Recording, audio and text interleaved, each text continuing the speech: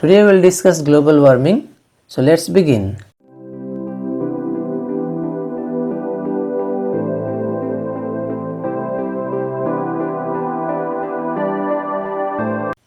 Since inception, the earth has undergone different changes. इसका मतलब अर्थ का जब जन्म हुआ तब से लेके अभी तक अर्थ में बहुत सारे चेंजेस देखा गया है. The changes in the atmosphere have been one of the important changes that influence the natural environment and also man's activities. जब एटमॉस्फेयर धीरे धीरे से चेंज होता है, इससे अल्टीमेटली क्या होता है, नेचुरल इन्वायरमेंट जो है वो भी चेंज होगा. उसके साथ साथ इंसानों का जो एक्टिविटीज़ है, the works of human beings also get change. The biosphere has a close relationship with the atmosphere.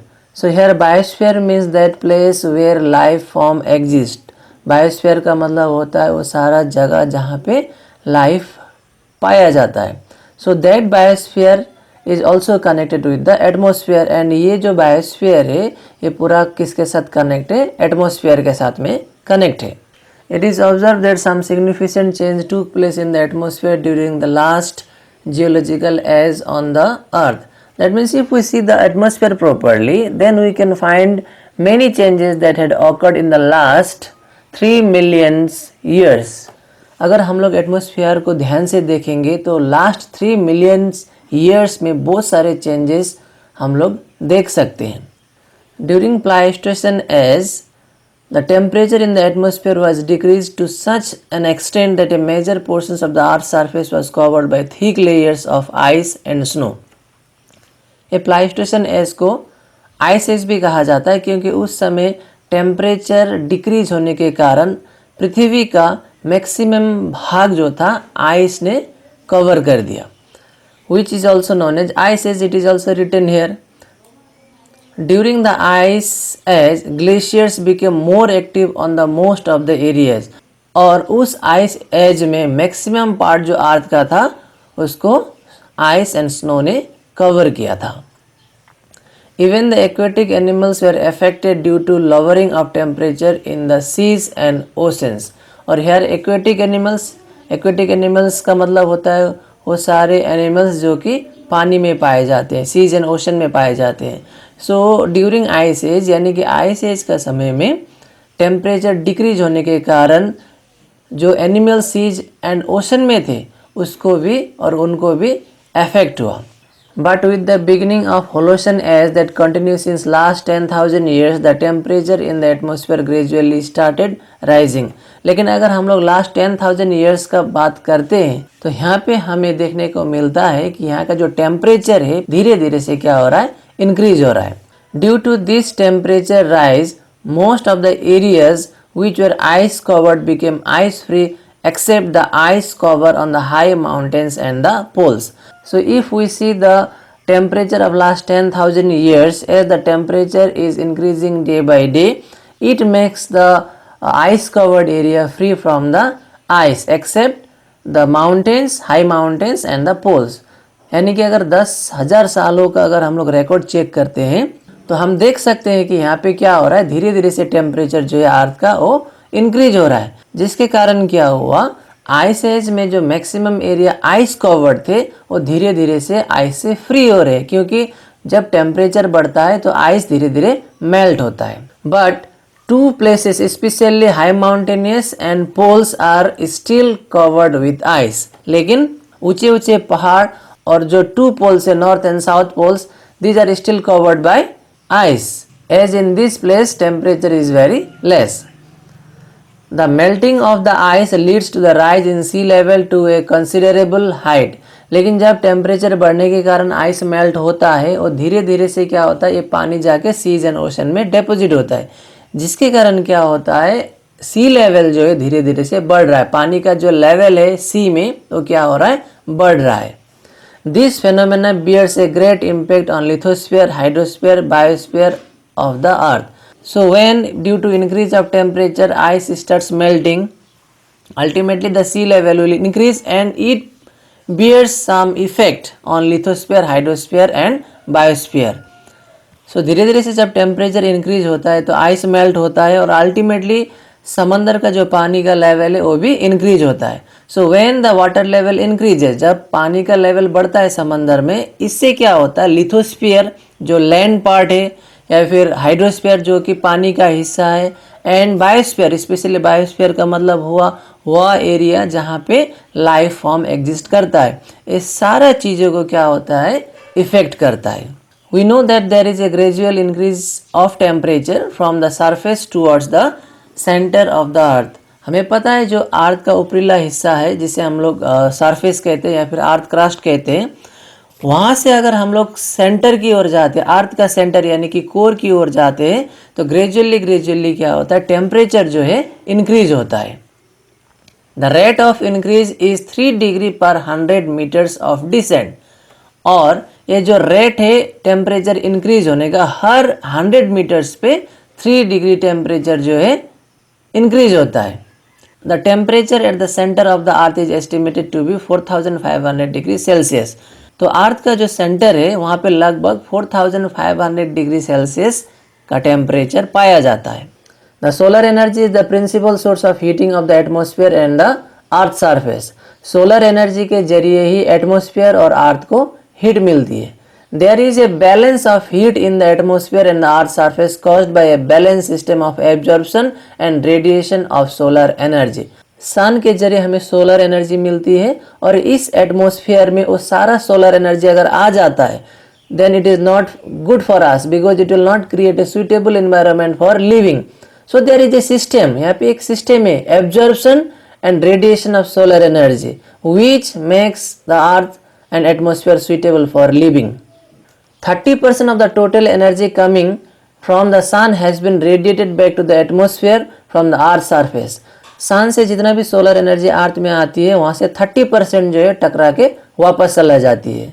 19% has been absorbed by the atmosphere and the rest 51% has been absorbed by the earth surface. So 30% तो reflect हो चुका है, बचा कितना 70। उस 70 में से 19% जो हीट है सन का वो एटमॉस्फेयर पे रह जाता है और बाकी 51% जो है वो अर्थ उसको क्या कर लेता है, एब्जॉर्ब कर लेता है। This 51% heat is being released to the atmosphere as the latent heat through evaporation। और ये 51% हीट जो अर्थ ने एब्जॉर्ब किया हुआ था उसको धीरे धीरे से अर्थ क्या करता है, इवापोरेशन के माध्यम से उसको रिलीज करता है। The energy required by 1 gram of water to be transformed into gaseous state is 580 calorie.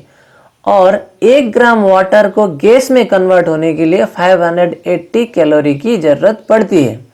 Again, to transform into the liquid state through condensation 580 calorie of energy has been released to atmosphere।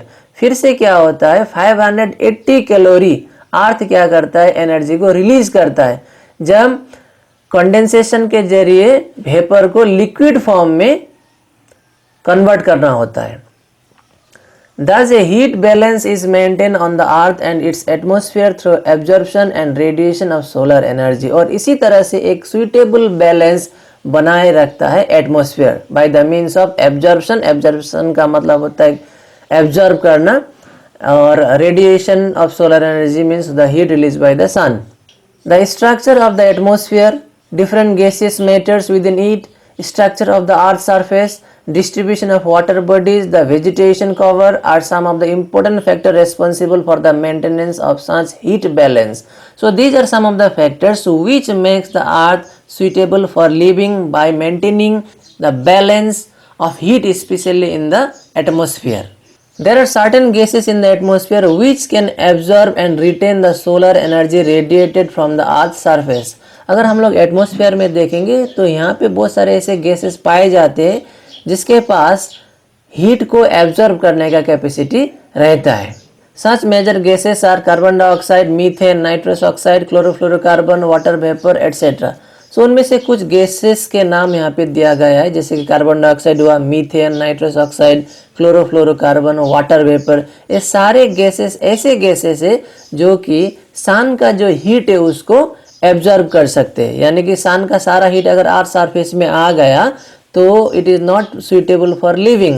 अर्थ में रहने के लिए possible नहीं होगा। इसलिए ये सारे gases क्या करते हैं, उस टोटल हीट जो सन से अर्थ की ओर आ रहे होते हैं उसमें से कुछ हिस्सों को वो लोग क्या करते हैं, एब्जॉर्ब करके रखते हैं, बाकी को अर्थ की तरफ भेजते हैं। Heating effects in the atmosphere is accelerated due to the absorption and retention of the radiated energy by these gases. हमें जो हीट मिलती है अर्थ सरफेस में, that is only because of the above mention gases. हमें जो heat मिलती है वो सारे किसके कारण है, जो यहाँ पे गैसेस का नाम अभी अभी हम लोग ने पढ़ा, जैसे कार्बन डाइऑक्साइड हुआ, मीथेन हुआ, नाइट्रस ऑक्साइड हुआ, एटसेट्रा हुआ। यह सब क्या करते हैं, हीट जो अर्थ में आती है और जो रिफ्लेक्ट होके जाती है, जाते वक्त ये सारे गैसेस क्या करते हैं, उस हीट को एब्जॉर्ब करके रखते हैं, जिसके कारण क्या होता है, हमें अर्थ सरफेस में एक हीट मिलती है। These gases are known as greenhouse gases and their effect has been termed as greenhouse effect. और इन गैसेस को ग्रीन हाउस गैस कहा जाता है because it has the capacity to store the gas to make the earth surface green, and the process through which these greenhouse gases absorb the heat which is necessary for the earth surface is known as greenhouse effect. और उस process, जिस process के जरिए green house gas क्या करता है, अर्थ से reflect होके, रिफ्लेक्ट का मतलब होता है रिटर्न होके जो जा रहा होता है हीट, उसको क्या करता है, एब्जॉर्ब करता है, अपने पास ले लेता है। और उसके कारण क्या होता है, अर्थ में एक हीट मिलती है, उस हीट के कारण क्या होता है, अर्थ ग्रीन होने में हेल्प मिलती है। इसी को हम लोग ग्रीन हाउस इफेक्ट कहते हैं। It is interesting to note that these gases constitute only 0.1% of the total gas content in the atmosphere. और हमें यह जानना बहुत ज़रूरी है कि एटमॉस्फेयर में जितना भी गैसेस है उसमें से सिर्फ 0.1% गैस ही क्या है, ग्रीन हाउस गैसेस है। यू शुड रिमेंबर ओनली 0.1% ही क्या है, ग्रीन हाउस गैसेस है। These gases are in a fixed proportion and maintain a balanced state of temperature on the earth surface. और ये 0.1% ग्रीन हाउस गैसेज जो है वो एक फिक्स्ड प्रोपोर्शन यानी कि फिक्स्ड है अमाउंट, जिसके कारण क्या होता है, अर्थ को एक बैलेंस बनाए रखने में यह गैस मदद देती है। However, if this proportion is disturbed due to certain regions, then the heat balance on the earth surface is also disturbed. लेकिन किसी कारणवश अगर एक ग्रीन हाउस गैसेस का जो अमाउंट है 0.1%, अगर यह इंक्रीज होता है तो अल्टीमेटली इससे नुकसान किसको भुगतना होगा, अर्थ सरफेस को, यानी कि हम लोगों को ही इससे नुकसान होगी।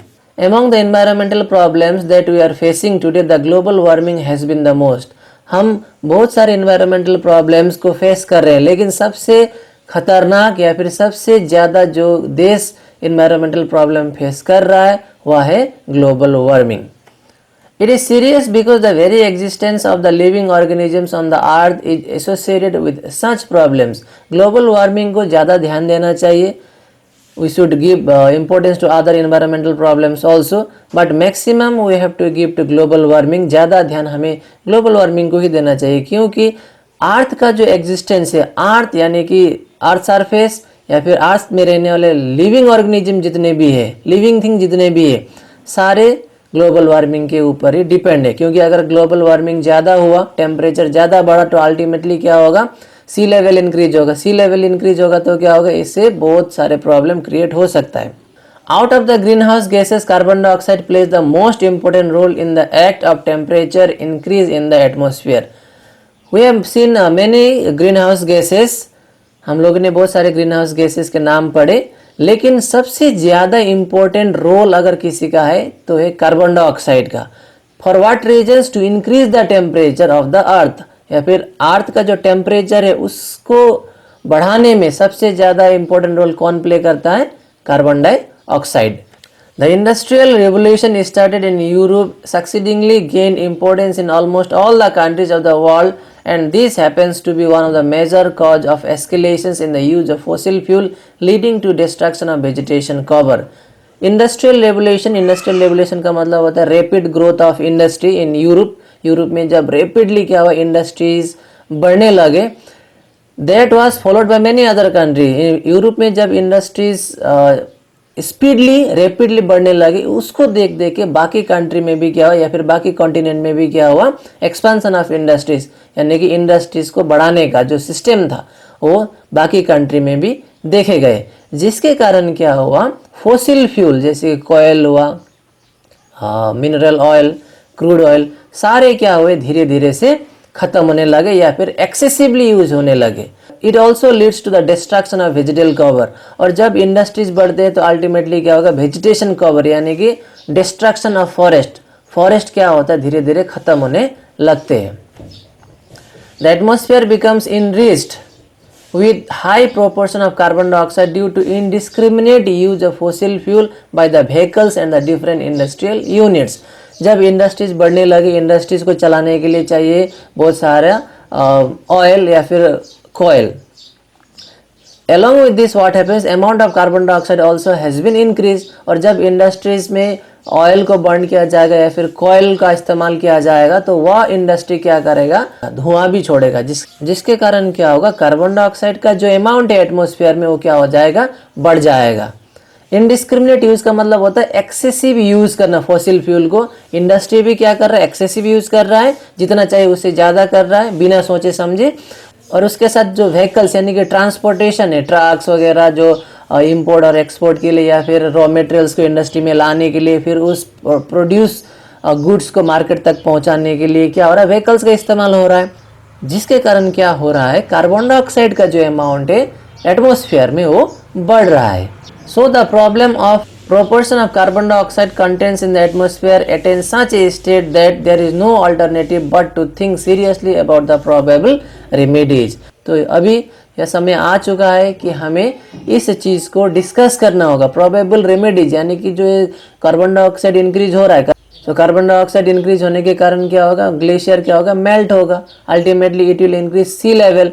सो हमें अब क्या करना चाहिए, रेमेडीज निकालना होगा, इसका समाधान निकालना होगा, सॉल्व कैसे हो सकता है उसको सोचना होगा। The other sources of increase of green house gases in the atmosphere is volcanic activity. So अभी हम लोगों ने देखा कि ग्रीन हाउस गैसेस क्या है, इंडस्ट्रीज के जरिए रिलीज होता है, और along with that vehicles also release carbon dioxide. इसके साथ साथ और भी कुछ ऐसे एक्टिविटीज है जिसके कारण क्या होगा, ग्रीन हाउस गैसेस जो है बढ़ जाते हैं, जैसे कि volcanic activity. Volcanic activity, volcano से भी क्या होता है, बहुत सारा स्मोक जो इनर कोर ऑफ द अर्थ में है उसको रिलीज जब करता है तो आके एटमॉस्फेयर में मिक्स होता है। And mixing of such ashes and smokes which are release by volcanic activity will increase green house gases. अगर ग्रीन हाउस गैसेस सही मात्रा में एटमॉस्फेयर में है तो यह ठीक है, लेकिन जब ग्रीन हाउस गैसेस का अमाउंट बढ़ने लगता है अल्टीमेटली क्या होता है, टेम्परेचर भी बढ़ जाता है। All these factors seem to be responsible for about 30% increase of carbon dioxide in atmosphere during the last 150 years। अगर हम लोग लास्ट 150 years को स्टडी करते हैं तो जितना भी कार्बन डाइऑक्साइड एटमॉस्फेयर में अभी है उसमें से 30% तो सिर्फ वोल्केनिक इरप्शन के जरिए ही एटमॉस्फेयर में आया हुआ है। If it continues with this rate, the carbon dioxide content may be doubled in every 50 years। और अभी का जो रेट है, इसी रेट से अगर कार्बन डाइऑक्साइड बढ़ता गया तो हर 50 इयर्स में कार्बन डाइऑक्साइड का क्वांटिटी कितना होगा, डबल होते जाएगा। हर 50 इयर्स में एटमॉस्फेयर में जितना भी कार्बन डाइऑक्साइड है उसका क्या होगा, डबल है। Along with carbon dioxide, the other greenhouse gases are also on the increase due to different activity of human population, resulting the increase of global temperature। So not only carbon dioxide, सिर्फ carbon dioxide ही नहीं, बाकी जितने भी green house gases है जैसे कि methane हुआ या फिर नाइट्रस ऑक्साइड हुआ या फिर वाटर वेपर हुआ, यह सारे क्या हो रहे हैं, एटमॉस्फेयर में बढ़ रहे हैं by different means of activity, different types of work. Presently environmental scientist become concern with the information regarding the increase of global temperature. So अभी इन्वायरमेंटल साइंटिस्ट जो है वो लोग भी ग्लोबल टेम्परेचर के बारे में चिंतित है। The USA experienced with the highest record of temperature in June 1998 since last 100 years. So you can see here, यहाँ पे हम लोग देख सकते हैं कि 1998 में 100 साल पुराना रिकॉर्ड जो था यूएसए ने तोड़ दिया, वो भी किस में, टेम्परेचर में। India also experienced a temperature as high as 45.6 degrees Celsius in the national capital in May 1998, and it is considered to be the highest recorded temperature in New Delhi since last 50 years. और अगर हम लोग India का बात करते हैं तो India में भी मई 1998 में 45.6 डिग्री टेम्परेचर पहुंचा, जो कि पिछले 50 सालों में से सबसे ज़्यादा टेम्परेचर वाला दिन था. Now, after rigorous investigation and scientific analysis, the scientists have come to the opinion that the global increase of temperature is presently estimated to 0.6 degrees Celsius in the last 100 years.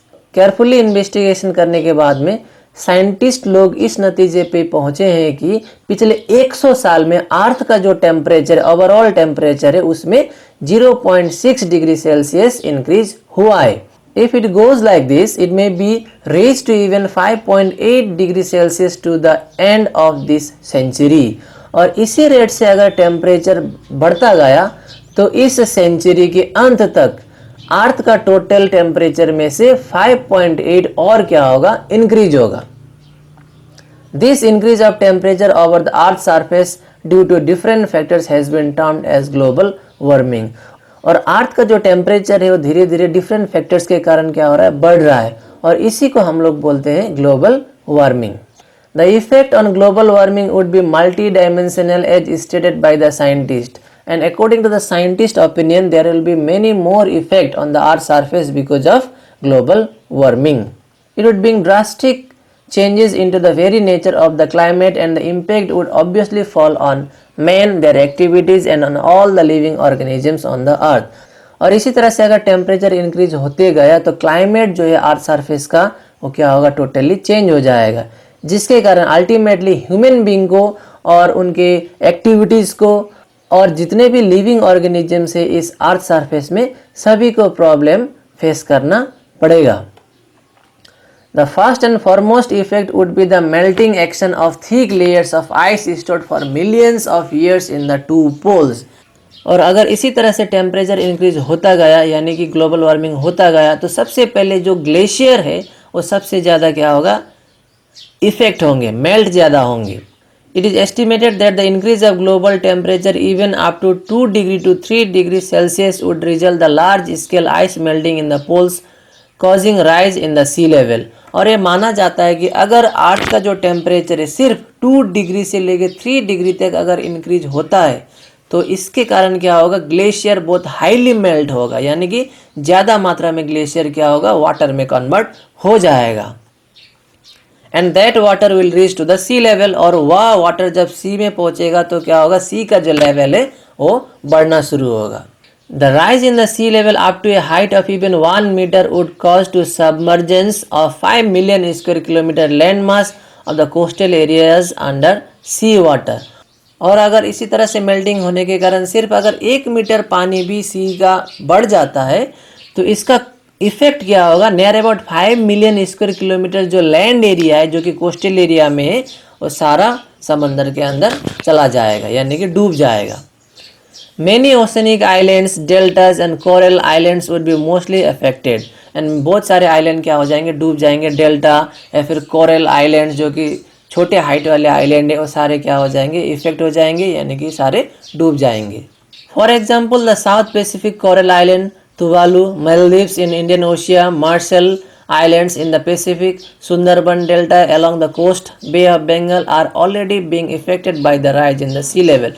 So these are the name of some places or island which are already affected by increasing sea level. The height of some of these islands is not more than 1 meter from the sea surface, and there are many islands whose height are approx or less than 1 meter. So whenever there will be increase of sea water approx 1 meter, then ultimately it will lead to the submergence of many more islands. Another significant impact of global warming would be on agricultural sector. और यह जो global warming है इसका effect जो है agriculture sector में भी देखा जाएगा.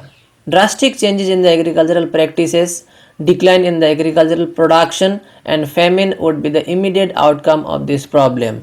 और अगर टेम्परेचर बढ़ा जिसके कारण क्या होगा, ग्लोबल वार्मिंग, और ग्लोबल वार्मिंग के कारण क्या होगा, एग्रीकल्चरल प्रैक्टिसेस यानी कि लोग जो एग्रीकल्चर करते हैं उसमें क्या होगा, चेंजेज आएगा.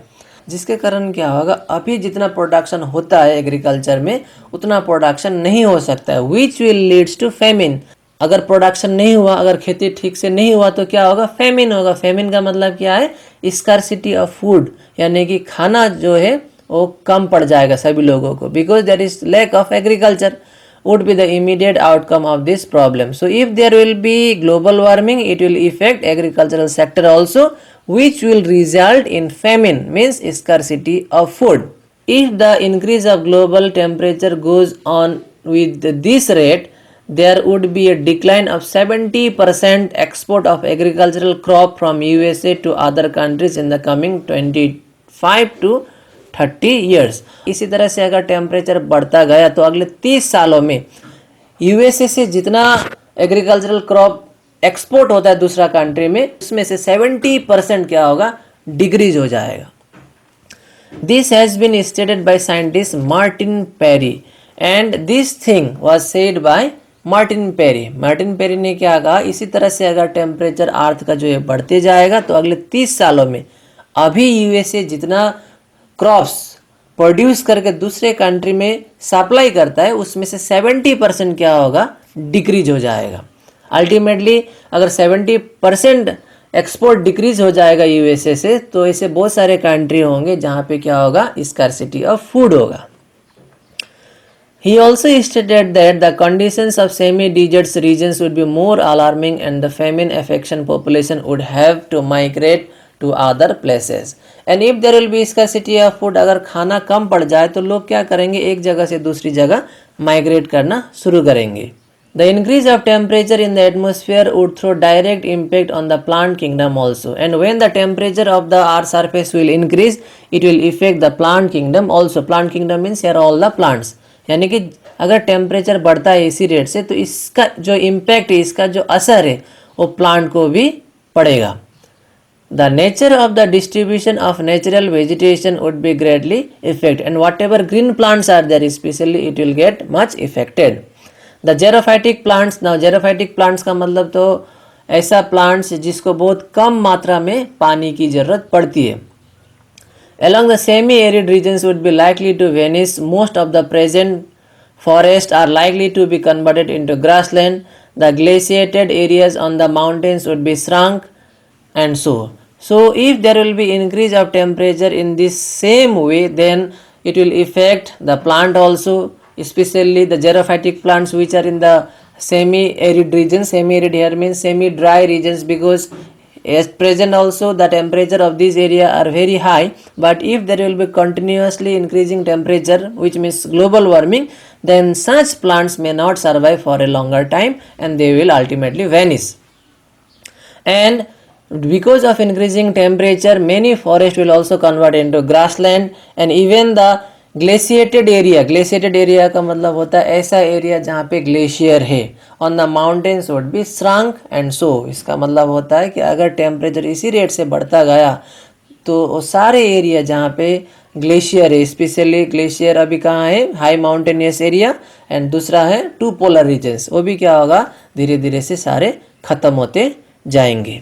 So hope you have understood something about global warming. मैं आशा करता हूँ कि तुम्हें कुछ समझ आई होगी ग्लोबल वार्मिंग के बारे में, और रिमेनिंग पार्ट जो है यहाँ का इन्वायरमेंटल पोल्यूशन, अगले वीडियो में उसको हम लोग डिस्कस करेंगे।